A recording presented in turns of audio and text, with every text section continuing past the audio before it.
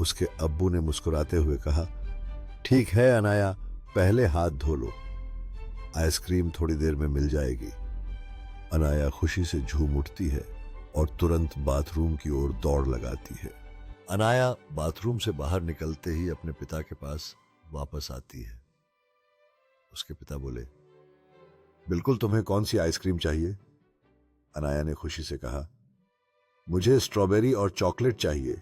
उसके पिता ने एक बाउल में स्ट्रॉबेरी और चॉकलेट आइसक्रीम डाली और मुस्कुराते हुए कहा, यहां तुम्हारी पसंदीदा आइसक्रीम है।